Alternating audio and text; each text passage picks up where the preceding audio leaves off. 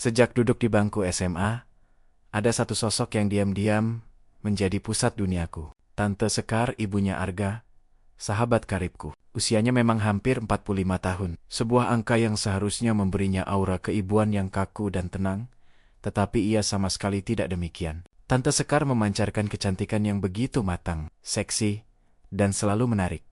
Seolah waktu bergerak mundur hanya untuknya. Tubuhnya terawat sempurna, dan ia punya cara berpakaian yang sederhana, namun selalu elegan. Seringkali mengenakan kaos polos atau dress selutut, yang entah mengapa selalu tampak terlalu pas di tempat-tempat yang tepat. Bagiku ia bukan sekadar wanita parubaya, ia adalah definisi dari pesona terlarang. Sebuah masterpiece yang membuatku merasa seperti remaja canggung yang baru pertama kali jatuh cinta. Meskipun aku tahu, perasaan ini jauh lebih gelap dan rumit dari sekadar kekaguman biasa. Setiap melihatnya, ada denyut listrik halus yang menjalar di punggungku, mengingatkanku bahwa aku sedang bermain api.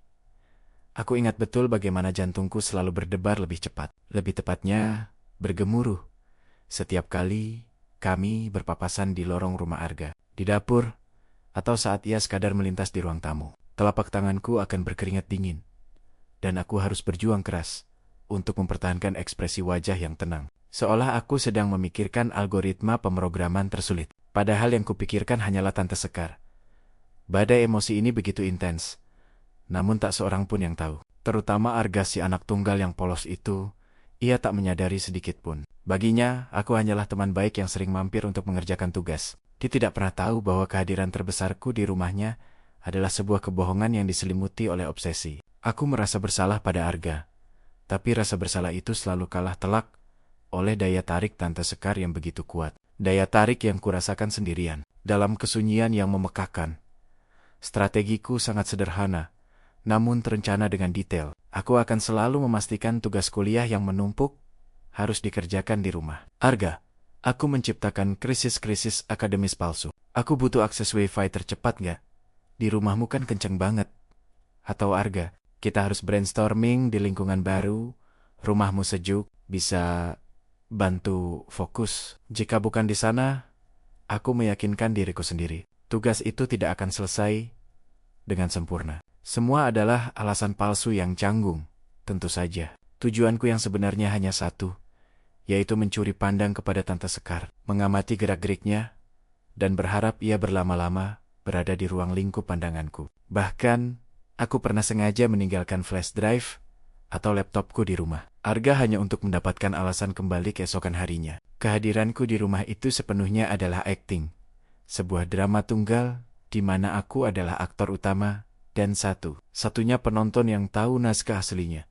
Tak jarang, Arga sendiri yang akan menawarkan, menginap saja Fit, biar besok pagi nggak telat. Kita bisa main PS sebentar sebelum tidur. Dan dengan kegembiraan yang harus kututup-tutupi dengan raut wajah santai, aku akan mengangguk, menyambut tawaran itu seperti menyambut undian berhadiah yang tak pernah kuduga. Menginap bukan hanya memperpanjang waktuku di sana. Itu adalah izin resmi untuk memasuki wilayahnya saat pertahanan semua orang sedang turun. Aku harus menyiapkan alasan yang sangat meyakinkan untuk orang tuaku, mulai dari proyek mendesak hingga diskusi sampai subuh. Setiap kali mereka mengizinkan, aku merasa seperti pencuri yang baru saja lolos dari pengawasan ketat. Sensasi bahaya dan kesempatan bercampur menjadi satu, membuatku nyaris euforia setiap malam di rumah itu. Ini adalah risiko besar, tapi imbalannya kehadiran Tante Sekar dalam jarak dekat selalu terasa sepadan dan tak tertandingi. Menginap memberiku waktu observasi ekstra yang tak ternilai harganya. Aku bisa melihatnya menyiapkan teh di dapur dengan gerakan tangan yang anggun, menyiram tanaman di taman belakang dengan sinar matahari senja yang memantul di kulitnya, atau sekadar berjalan santai dengan pakaian rumah. Aku mengamati detail-detail yang Arga sendiri mungkin tak pernah sadari. Cara ia menyanggul rambutnya yang longgar, suara derit sandal rumahnya yang khas, atau bagaimana ia membaca majalah di sofa dengan kacamata bacanya. Di setiap gerakan, setiap helai rambutnya, terasa seperti lukisan yang tak pernah bosan ku amati. Aku selalu mencari posisi duduk yang strategis, memastikan pandanganku tidak terhalang, dan membatasi diriku pada pandangan sekilas yang cepat. Takut Arga tiba-tiba membalikkan badan dan menangkap basah tatapan intensku. Kehadiranku di rumah itu kini menjadi sebuah operasi pengawasan yang rapi, penuh hal tersembunyi. Namun seiring waktu berjalan, aku mulai merasakan adanya pergeseran yang berbahaya dalam dinamika kami. Tatapan Tante Sekar padaku, yang awalnya hanya sopan dan hangat, kini terasa lebih tajam dan penuh makna. Ini bukan lagi tatapan sekilas, melainkan pandangan yang bertahan sedikit lebih lama, memindai semua pertahananku. Seolah ia bukan hanya melihat sosok David yang duduk tenang di sofa, tapi juga membaca seluruh isi kepalaku, menelusuri setiap khayalan yang kupelihara tentangnya. Aku seringkali buru-buru memalingkan muka, pura-pura fokus pada layar laptop atau buku. Tapi aku tahu, itu sia-sia. Setiap kali aku mengangkat kepala, matanya sudah lebih dulu tertuju padaku. Dan ia tidak menghindar. Sebaliknya, ia akan balas tersenyum tipis. Sebuah senyum yang misterius, tenang, dan penuh otoritas. Senyum itu seolah ingin mengatakan, aku tahu apa yang kamu inginkan, dan kamu menarik perhatianku. Aku tahu permainan ini sudah berubah dari sekadar observasi menjadi interaksi, dan itu membuatku nyaris gila antara rasa takut dan harapan. Perubahan ini mencapai puncaknya pada saat-saat yang paling membuatku tegang. Tante Sekar tampaknya tahu persis kapan waktunya untuk muncul. Itu selalu terjadi ketika Arga sedang tidak ada. Entah sedang naik ke kamarnya untuk berganti pakaian, atau tenggelam dalam dunia game online di kamarnya dengan headphone, itu adalah celah waktu aman. Zona di mana kami berdua bisa berada di ruang yang sama tanpa saksi. Tiba-tiba saja, ia akan muncul di ambang pintu ruang tamu, tempat aku selalu memasang wajah serius, pura-pura sibuk. Penampilannya selalu terkesan kasual, namun sangat mematikan. Seringkali mengenakan pakaian rumahan yang sederhana, namun selalu tampak pas. Kemunculannya tidak pernah terburu-buru. Ia berdiri di sana sejenak, membiarkan kehadirannya diserap olehku, sebelum akhirnya melangkah maju, membawa serta aroma parfum mahal dan getaran listrik yang semakin kuat di udara. David, kopi lagi? Atau mau coba teh jahe buatan tante? Bagus, buat stamina malam-malam begini, ujarnya suatu sore.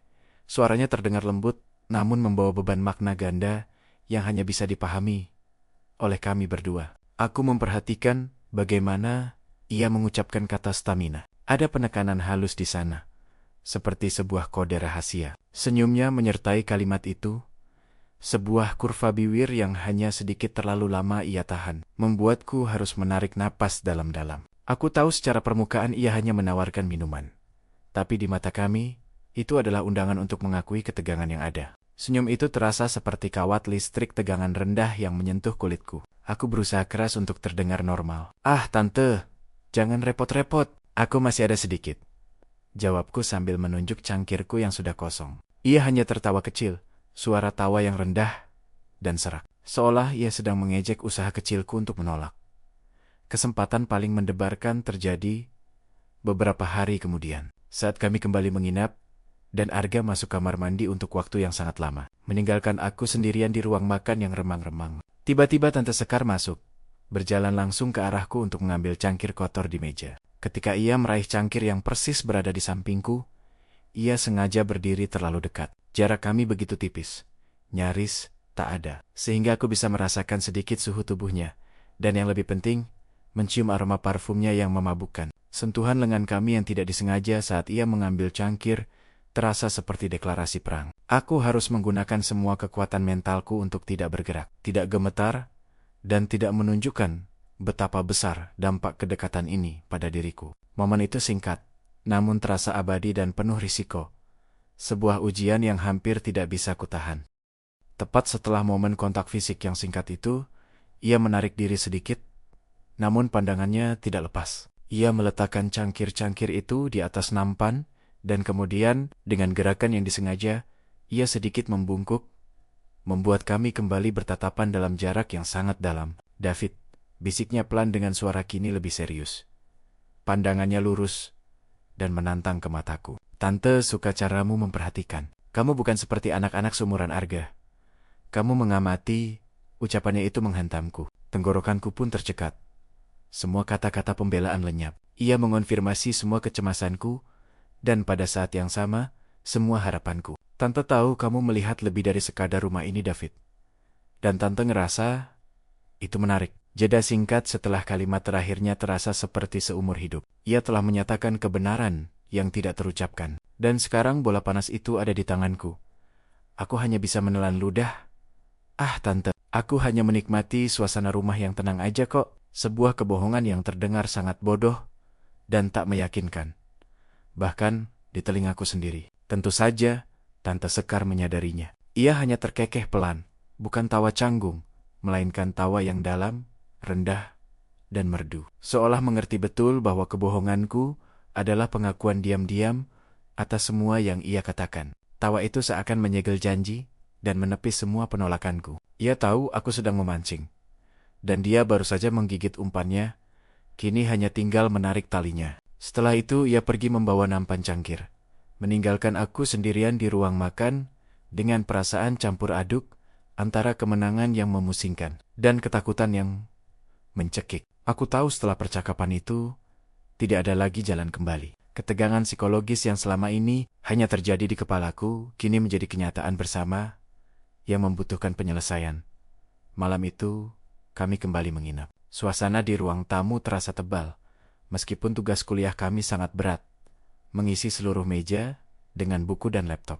Aku berusaha keras untuk berkonsentrasi pada materi yang Arga jelaskan, namun setiap kali kepalaku menunduk ke laptop, aku hanya bisa merasakan panasnya pengawasan. Aku yakin Tante Sekar ada di suatu tempat, mungkin di dapur atau ruang keluarga, tetapi kehadirannya terasa begitu kuat, seperti magnet yang menarik semua fokusku. Arga sendiri dengan ketulusan dan kepolosannya yang khas, sama sekali tidak merasakan atmosfer berat ini. Ia sibuk menjabarkan hipotesis dan mencari referensi, sementara aku sibuk mencuri pandang ke arah bayangan di lorong. Malam itu terasa dingin di luar, tetapi di dalam diriku ada suhu tinggi yang tak tertahankan, sebuah gejolak antisipasi yang membuat setiap helaan napasku terasa dangkal.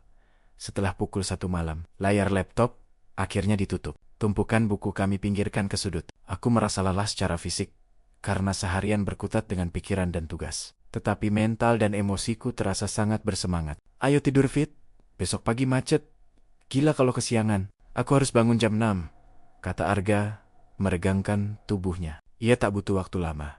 Mungkin hanya dalam waktu kurang dari 5 menit, setelah kepalanya menyentuh bantal di kamar yang kami tempati bersama. Arga sudah terlelap pulas. Napasnya terdengar berat, ritmis, dan tenang. Sebuah pertanda kelegaan seorang mahasiswa yang baru menyelesaikan tugasnya, sekaligus simbol dari kedamaian dan ketidaktahuannya. Aku merasa kehadiran Arga di sampingku saat itu seperti rantai pengikat yang menahan kebebasanku, namun juga sebagai batas yang melindungi dari konsekuensi. Aku berpura-pura memejamkan mata, berharap ketenangan Arga bisa menular, tetapi usahaku semua sia-sia. Mataku tak kunjung terpejam. Aku berbaring kaku, punggungku terasa dingin, sementara detak jantungku berpacu seperti drum di telingaku. Keheningan larut malam, amplifikasi segala hal, termasuk suara napas Arga yang teratur, dan yang lebih penting, suara pikiran di kepalaku. Aku terus membayangkan wajah Tante Sekar, senyumnya yang penuh rahasia, dan bisikannya yang menggoda. Tante butuh bantuan khusus. Kata-kata itu berputar-putar, menjadi semacam mantra yang mengikatku pada janji yang tak terucapkan. Aku menatap jam digital di ponsel Arga, jam 2:45. Semakin larut, semakin kuat pula keyakinanku bahwa malam ini akan terjadi sesuatu. Aku menunggu dalam kegelapan. Rasa takut akan bahaya dan kegembiraan yang tak wajar bercampur menjadi satu adukan emosi yang memabukkan. Beberapa saat kemudian, sekitar pukul 3 pagi, keheningan rumah itu pecah oleh suara yang begitu lembut, namun membuatku langsung tersentak. Itu suara langkah kaki, bukan langkah kaki Arga yang tergesa-gesa saat ke kamar mandi, melainkan langkah kaki hati-hati yang tahu betul kemana ia akan pergi. Langkah itu lambat, halus, berirama, terdengar jelas di lantai keramik yang dingin, dan arahnya tak salah lagi, menuju ke kamarku. Suara ini adalah transisi dari hayalan ke kenyataan. Jantungku berdebar tak karuan, terasa ingin melompat keluar dari dada, dan napasku tercekat di tenggorokan, nyaris membuatku sesak napas. Aku menahan diri untuk tidak bergerak seinci pun, berpura-pura tidur nyenyak seperti Arga. Terdengar suara krek pelan dari pegangan pintu, dan kemudian pintu kamar dibuka perlahan, hanya sedikit, cukup untuk siluet Tante Sekar masuk ke dalam kegelapan kamar kami. Ia berjalan tanpa suara, sebuah bayangan anggun yang bergerak pelan di tengah kegelapan, mendekat ke sisi tempat tidurku, bukan Arga. Aku bisa merasakan tatapannya memindai, memastikan Arga benar-benar terlelap, dan bahwa aku David sedang menunggu. Aku tetap diam membiarkan tubuhku kaku. Namun di dalam, adrenalin sudah mengalir deras. Ia berhenti tepat di sampingku, begitu dekat, hingga aku bisa merasakan sedikit hawa dingin yang ia bawa dari luar ruangan. Suaranya berbisik begitu rendah, halus, dan penuh otoritas, sehingga nyaris tak terdengar oleh telinga manusia biasa. Namun menggema keras di gendang telingaku. David, kamu belum tidur ya? Tante tahu kok. Itu bukan pertanyaan, melainkan sebuah pernyataan yang menenangkan dan memicu. Apa kamu bisa ikut tante sebentar? Tante butuh bantuan khusus darimu malam ini. Bantuan yang tidak bisa tante minta dari orang lain. Suaranya mengandung campuran kerentanan palsu dan tantangan yang tak terbantahkan. Aku tidak perlu berpikir, tidak perlu memproses. Aku hanya mengangguk pelan.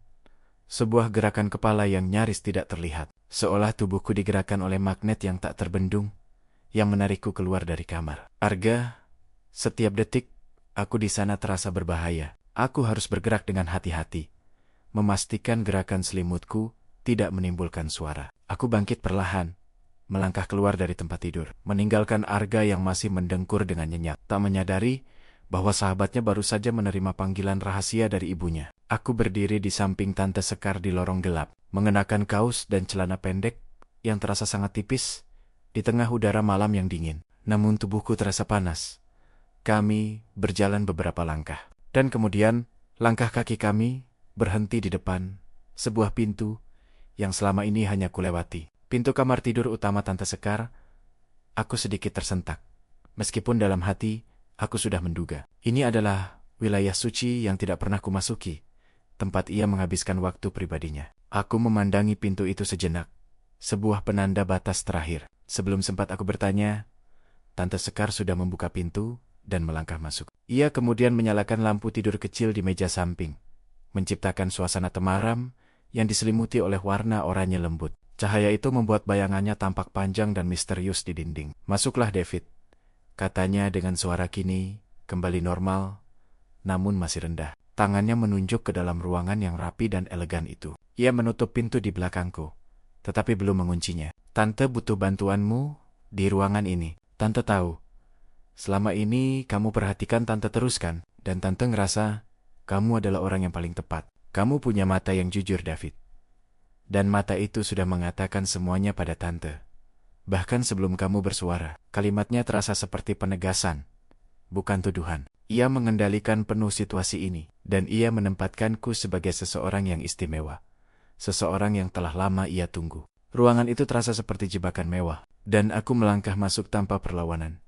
Kata-kata orang yang paling tepat terasa seperti kunci yang membuka kotak Pandora dalam diriku, melepaskan semua keinginan terpendam yang selama ini kusimpan. Aku berdiri kaku, jantungku bergemuruh. Tante Sekar tidak membuang waktu. Dengan gerakan yang tenang dan disengaja, ia mulai memindahkan beberapa pernak-pernik yang ada di sekitar dirinya, seperti melepaskan kalung tipis dan menyisir rambut panjangnya ke belakang bahu, seolah bersiap untuk sebuah upacara yang penting. Lalu ia berjalan ke pintu, dan suara klik pelan kunci pintu terdengar. Suara itu adalah pengumuman resmi bahwa kami telah terisolasi dari dunia luar, dan terutama dari Arga. Itu adalah batas terakhir yang telah ia tetapkan. Dan aku sambut dengan penuh antusias. Matanya kembali menatapku, penuh keberanian yang tak terduga, seolah berkata, tidak ada lagi kata-kata David, kita hanya tindakan. Ia kemudian berbalik, dan matanya berkilat di bawah cahaya redup, penuh keberanian yang tak terduga. Mengenakan pakaian tidur tipis yang semakin mempertegas lekuk tubuhnya. Senyumnya kini bukan lagi misterius, melainkan eksplisit dan memprovokasi. Ayo David, ini kan yang kamu mau. Mata kamu sudah bicara lebih keras daripada mulutmu. Dan Tante mendengarnya. Ia melangkah maju 2 langkah, merapatkan jarak, membuatku harus mendongak sedikit untuk menatap matanya. Kita bisa saling bekerja sama dalam hal baik ini, bukan? Undangan itu bukan hanya lisan. Itu adalah transfer energi. Sebuah tantangan fisik dan emosional untuk hal baik, yang selama ini hanya berani kuimpikan dalam hayalanku. Ketegasan suaranya menghilangkan sisa keraguanku. Itu adalah kesempatan yang telah kudambakan selama bertahun-tahun. Kini terhampar di depan mata, nyata, berisiko dan mendebarkan.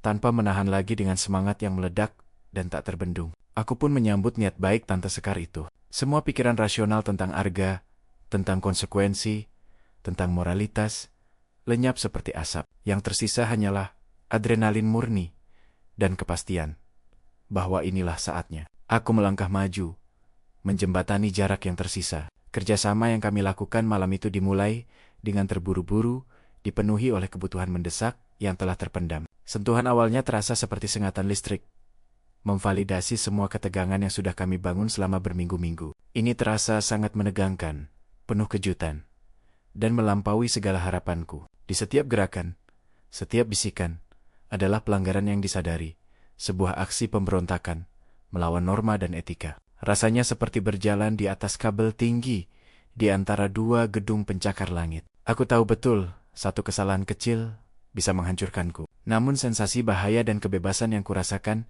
terlalu mendebarkan untuk kuakhiri. Kami berdua adalah komplotan dalam kejahatan manis ini, menggunakan kegelapan malam sebagai perisai kami.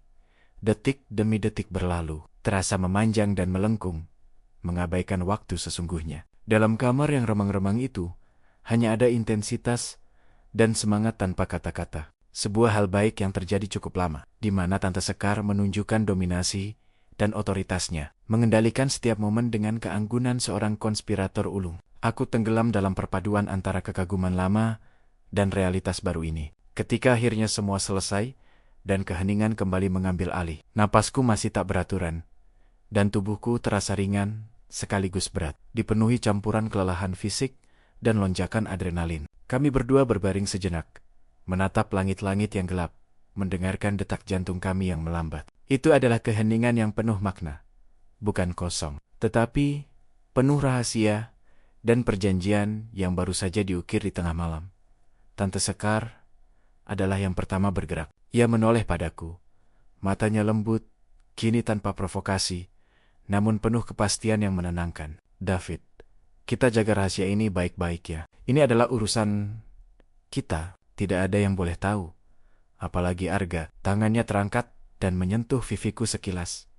Sebuah sentuhan yang mengikat. Nanti Tante akan sering butuh bantuan khusus darimu. Kapanpun Tante membutuhkan, Tante akan datang seperti malam ini. Kamu harus siap, David. Permintaan itu bukanlah beban, melainkan sebuah kehormatan yang kuterima dengan gembira. Ia menjadikan aku bagian dari kehidupannya yang tersembunyi. Sebuah peran yang jauh lebih penting daripada hanya sekadar sahabat anaknya. Aku hanya mengangguk penuh semangat, kelegaan, dan rasa memiliki yang baru. Aku tunggu ya Tante. Hal baik ini terjadi lagi. Kapanpun Tante mau, aku akan selalu siap. Setelah itu, aku bangkit dengan langkah hati-hati. Dan Tante Sekar membuka pintu kamar dengan sangat pelan. Aku menyelinap keluar, kembali ke lorong gelap yang terasa seperti jalan rahasia. Saat aku kembali memasuki kamar Arga, ia masih pulas tak bergeming. Napasnya teratur dan damai. Aku berbaring kembali di tempat tidur. Sisi tubuhku masih terasa hangat dari sentuhan Tante Sekar. Rahasia ini terasa berat dan memabukkan. Sebuah ikatan yang kini menghubungkanku dengan ibunya, Arga, selamanya.